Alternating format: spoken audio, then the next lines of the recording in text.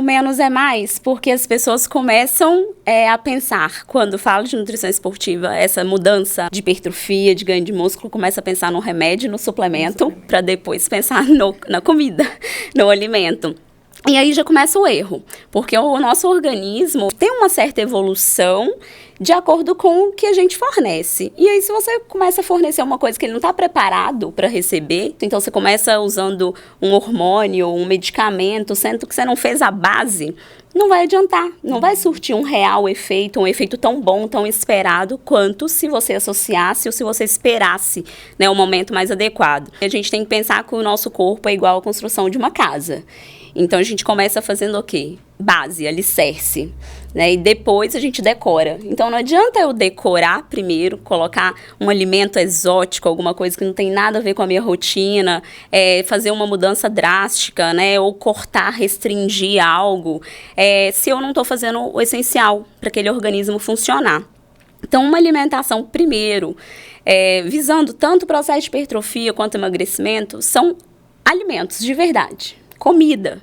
Então, começa a melhorando o seu hábito alimentar, né? A reduzindo os industrializados, a colocando mais fontes de vitaminas e minerais, que no caso, fruta, verduras e legumes, que as pessoas não tendem a valorizar tanto quanto deveriam.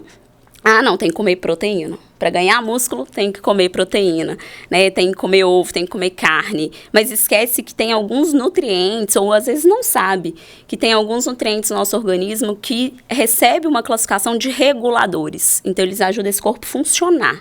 E o nosso corpo é uma máquina muito complexa, com diversos órgãos, com diversos hormônios, diversas substâncias sendo produzidas, com interferência dos nutrientes. Dependendo de nutrientes.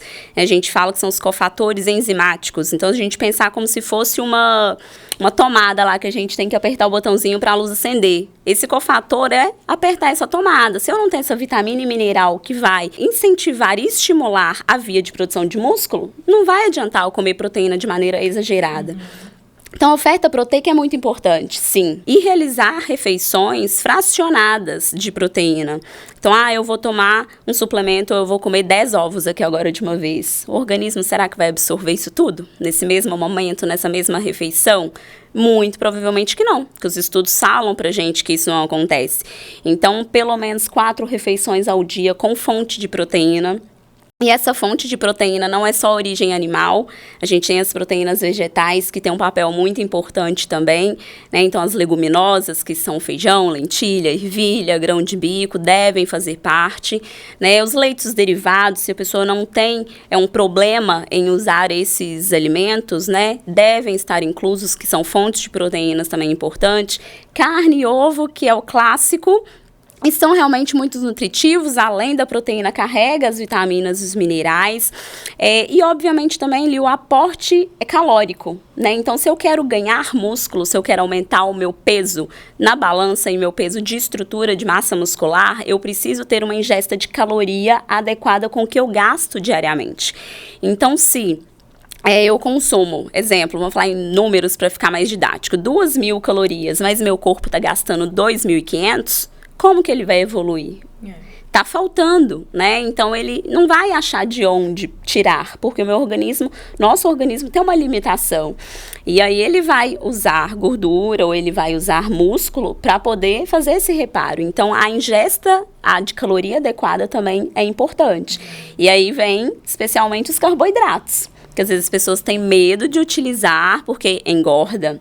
Né, não engorda se a gente come certo, na quantidade certa, né, na distribuição adequada e, obviamente, também sendo carboidratos de qualidade nutricional. É diferente de eu começar a comer açúcar aqui puro, de eu comer uma fruta, né? A densidade nutricional é diferente e as calorias e o carboidrato também vai ser.